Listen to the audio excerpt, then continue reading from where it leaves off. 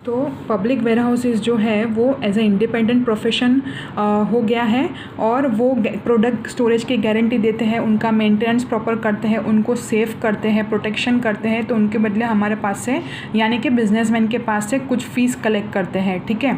So public godowns provide receipts for the products which have been accepted by them for storage.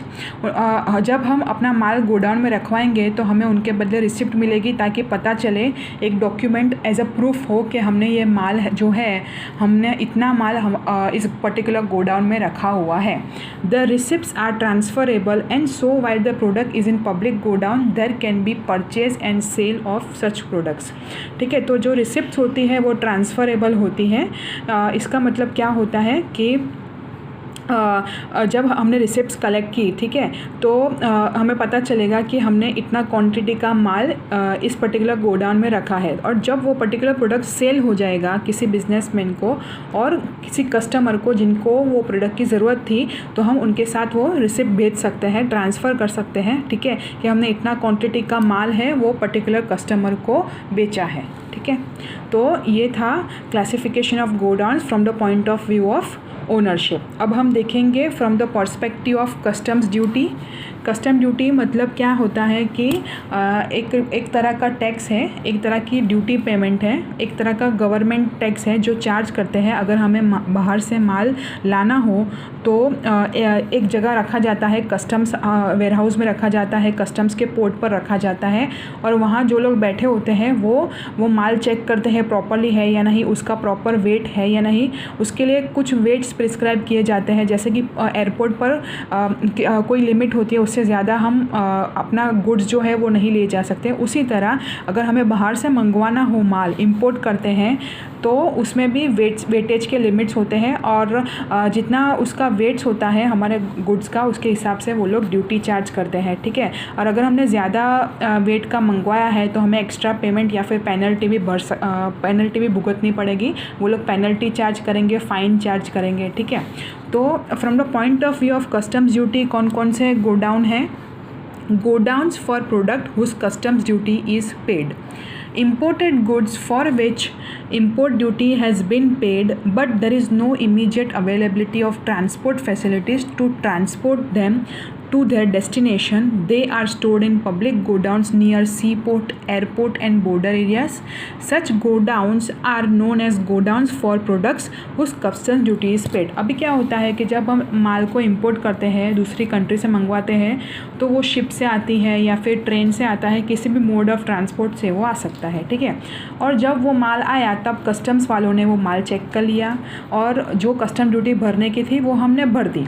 तो पर अभी क्या है, वो माल की डिमांड नहीं है, या फिर जहाँ उसको पहुँचाना है वहाँ पहुँचाने के लिए, कस्टमर तक पहुँचाने के लिए हमारे पास ट्रांसपोर्ट फैसिलिटी अभी अवेलेबल नहीं है। तो हम क्या करेंगे, उसको मीनवाइल जब तक वो ट्रांसपोर्ट फैसिलिटी अवेलेबल नहीं हो जाती तब तक उसको हम गोडाउन में रख देंगे, ठीक है।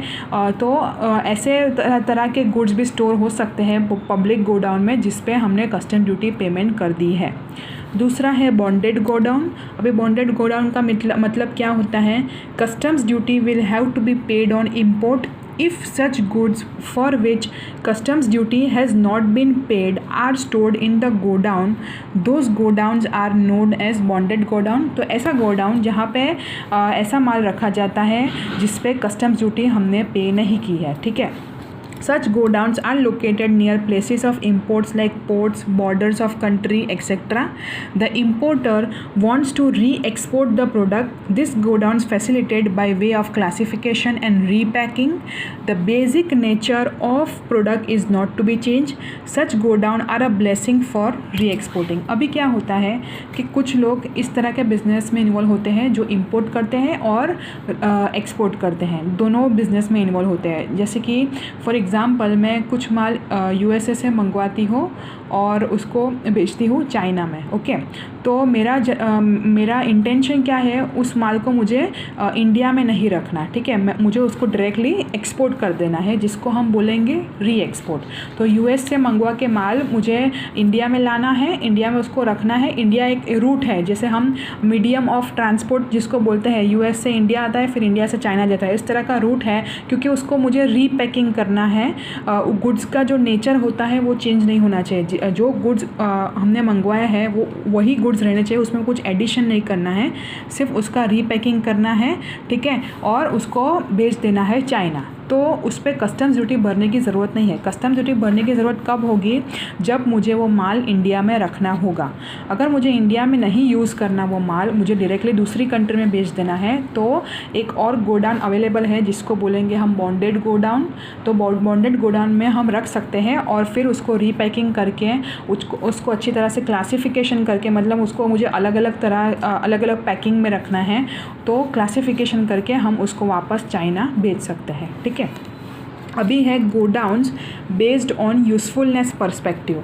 तो जनरल गोडाउन्स है those goods for which no special care और स्पेसिफिक मेंटेनेंस और treatment is required, and when such goods are stored in godowns, such godowns are known as general godowns.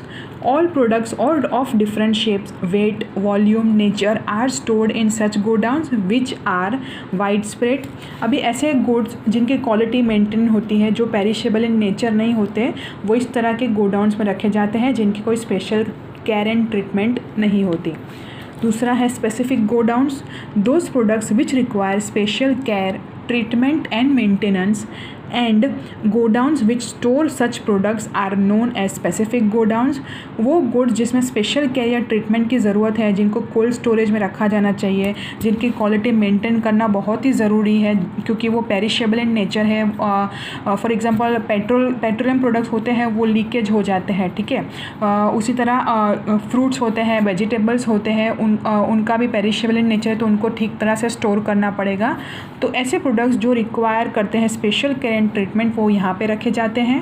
Such specific godowns become important for products like explosives, crackers, poisonous chemicals, cooking gas, petrol etcetera. तो मैंने examples दिए उस तरह से ये वाले products की जो स्पेशल केयर रिक्वायर्ड है तो वो यहाँ पे रखेंगे। सम examples of specific godowns are underground tanks for petroleum products, special types of bricks for godowns for poisonous chemicals, for perishable items like fruits, milk, vegetables etc. cold storage is necessary. These godowns are expensive क्योंकि उनको special care and treatment की ज़रूरत है, तो उनका भाड़ा ज़्यादा होगा। Different laws are to be followed for safety purpose। उसके उपरांत हमें उनके दिए गए कायदे भी फॉलो करने पड़ेंगे और उनको अच्छी तरह से सेफ रखना पड़ेगा। अब हम देखेंगे ट्रांसपोर्टेशन सर्विसेज। हमने देखा गोडाउन सर्विसेज, उसमें टाइप्स ऑफ गोडाउन्स देखें। अब हम देखेंगे transportation services. Transportation service facilitate transit, यानी कि पीपल को ले जाना एक जगह से दूसरी जगह, ठीक है। तो transit of people goods from one place to another. Transportation service is required to shift goods from one place to another. Initially, animals and vehicles were used. Along with them, waterways were used for the same purpose. With the modern inventions, the use of aeroplane began. ठीक है, तो हम animals को भी transport कर सकते हैं, इंसान को भी ट्रांसपोर्ट कर सकते हैं और गुड्स को भी ट्रांसपोर्ट कर सकते हैं। तो उसके लिए different modes of transportation available हैं। हम एक एक करके देखेंगे which are the modes of transport. पहले है human operated. Even today human operated transportation exist to manage transit of human beings and goods, and it is environment friendly too, ठीक है। In many places paddle rickshaw is still prevalent which transports people from one place to another. For instance Kolkata has paddle rickshaw and in almost all parts of India goods are transported to human operated carriers. तो अभी पैदल rickshaw भी चलती है जो human operated है, जहाँ human beings जो है वो ऑपरेट करते हैं, जिन व्हीकल्स को ह्यूमन बींग्स ऑपरेट करते हैं उस तरह के modes of transport. Animal operated for short distance transit of goods animal operated transportation is use, for example horse cart, bullock cart etcetera. तो इस तरह का मोड्स ऑफ ट्रांसपोर्ट भी होता है जो एनिमल ऑपरेटेड होता है। तीसरा है airways. Airways are use for human and goods transit for long distance and speedy movement. For take off and landing runway is necessary. For short distance and for less quantity of goods and few people when runway is not available in hostile regions, helicopter service is more suitable। तो इस तरह से Airways में plane और helicopter इस तरह के services use होते हैं। दूसरा है लैंड ट्रांसपोर्ट। लैंड ट्रांसपोर्ट में एक तो है railways. Human and goods transit takes place through railways, usually diesel और electricity is use for railway engine. Many a times many coaches or all coaches have fuel engines which are known as multiple unit trains. Presently railways use cable, gravitational force, magnetic force etc. तो इस तरह से railways चलती है by using fuel. अभी electricity से मतलब cable use करते हैं, ग्रेविटेशनल फोर्सेस से चलती है, मैग्नेटिक फोर्स से चलती है। जैसे जैसे टेक्नोलॉजी डेवलपमेंट होता है उस तरह से मोड्स ऑफ ट्रांसपोर्ट में भी चेंजेस आते रहते हैं और रेलवेज़ में ह्यूमन एंड गुड्स दोनों को ट्रांसपोर्ट किया जा सकता है। Recently compressed natural gas CNG is being used as fuel in India for railway engines। अभी CNG फ्यूल का यूज़ होता है। Railways which connect different towns and cities and also trains running within the city have proved to be spinal cord of transportation. मतलब spinal cord का मतलब क्या, जिसके बिना हमारा जो स्पाइनल कोड होता है उसके बिना हम नहीं मूवमेंट कर पाएंगे, ठीक है, हम अच्छी तरह से अपना लाइफ नहीं जी पाएंगे। तो इसी तरह से रेलवेज को भी बहुत इंपॉर्टेंट माना जाता है। रेलवेज के बिना हमारा जो डे टू डे बिज़नेस होता है वो रन कर पाना बहुत मुश्किल है, ठीक है। और इसी तरह से अगर हम एक जगह से दूसरी जगह जाना चाहते हैं तो हमारे लिए भी बहुत मुश्किल खड़ी हो सकती है, ठीक है। नेक्स्ट है roadways. In roadways there is freedom to move from one road to another to change place, direction, speed and time according to the requirement, which is not possible or easy in other modes of transportation. It is easy to provide this service at the doorstep. तो road to road service जिसको बोलते हैं, ठीक है, तो हम एक road से दूसरे रोड तक ट्रांसपोर्ट कर सकते हैं in order to change our direction, speed, time and place. और हम कुछ कंपनीज ऐसी हैं जो door to door service provide करती हैं। अगर हम ऑनलाइन शॉपिंग करते हैं तो वो हमें door to door service provide करते हैं, ठीक है। तो थ्रू रोडवेज इस तरह का गुड्स का ट्रांसपोर्टेशन होता है। बस is an effective way, effective का स्पेलिंग गलत है यहाँ पर, बस is an effective way of transportation for people for transit of goods of lesser weight and distance. Truck is very useful. truck भी एक mode of transport है। because of vehicular traffic the problems of air pollution, noise pollution, traffic jam and parking arises, ये सारी दिक्कतें आती हैं, ये सारे प्रॉब्लम्स जनरली रोडवेज में आती है। Due to this in many cities bus rapid transportation system bus rapid transit system that is BRTS has been started, जिसमें बस के लिए सेपरेट रूट्स बनाए जाते हैं और बस से ट्रांसपोर्टेशन करना इजी हो जाता है। For such buses a dedicated road is reserved so that such buses can reach from one place to another at a fast pace, मतलब स्पीडी मूवमेंट्स होता है बस का। The duration between one bus and the other is kept to the extent minimum which makes the service effective. जैसे अहमदाबाद में अभी BRTS की service बहुत ही इफ़ेक्टिव है। जनरली जो पीपल होते हैं वो BRTS से ही जाते हैं, वो लोग खुद का अपना व्हीकल्स भी नहीं यूज़ करते क्योंकि BRTS सर्विस बहुत ही इफ़ेक्टिव है और बहुत ही कॉस्ट इफ़ेक्टिव भी है, उसमें कॉस्ट बहुत कम लगता है। In Gujarat this service is prevalent in cities like Ahmedabad, Surat, Rajkot etcetera. तो ये सारी सिटीज़ में BRTS सर्विस है वो बहुत ही इफ़ेक्टिव है। Waterways, sea, river, lake, canal are some of the waterways on which boats, ferries, ships etc. provide water transport. Nearby seashore places or where water and even land is there, hovercraft is used which is used as a giant high speed fan, ठीक है। तो ये सारे हैं वो modes of waterways हैं। Big dams are constructed and water is made available to distant places through canals. Canals are also used as waterways. Foreign trade take place mostly through waterways. Foreign trade generally waterways से होता है ताकि हम speedy movement कर सके, माल जल्दी पहुंच सके, ठीक है, और बिना रुकावट के माल पहुंच सके। रिस्क इन्वॉल्व होता है, इसके लिए इंश्योरेंस लिया जाता है, बट जनरली वाटरवेज प्रीफर करते हैं फॉरेन ट्रेड के लिए। Compared to other modes of transportation, waterways are slow even though nowadays with the use of modern engines huge quantity of goods can be transported effectively, ठीक है। Compared to airways, waterways is cheaper for transporting goods from one continent to other but it takes more time।